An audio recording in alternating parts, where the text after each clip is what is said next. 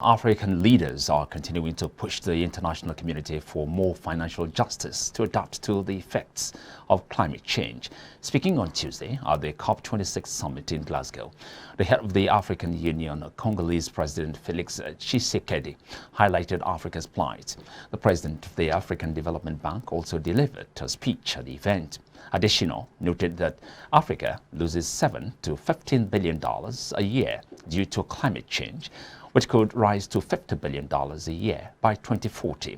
The continent will need $336 billion to adapt to climate change, and this does not include several billion dollars needed to recover from the COVID-19 pandemic. Africa simply cannot breathe.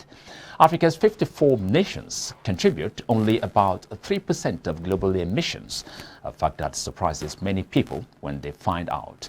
The continent is also home to 1.3 billion people in the world.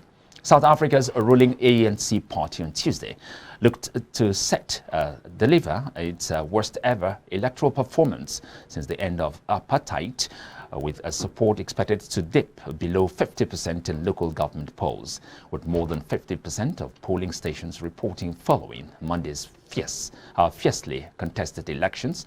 The African nation's National Congress stood at slightly under 46% of the vote, according to Electoral Commission figures. Voters were called to elect local representatives responsible for hot-button issues, including electricity, housing, water, and sanitation.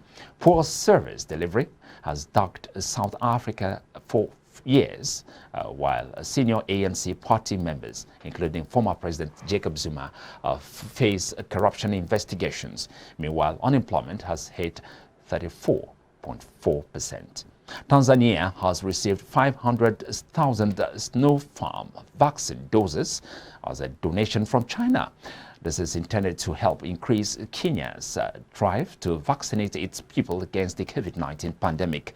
The country has a mission to vaccinate at least 60% of its 60 million population. This target was informed by experts' advice, which says the country will be free from COVID-19 if at least 60% of the population receive the jab.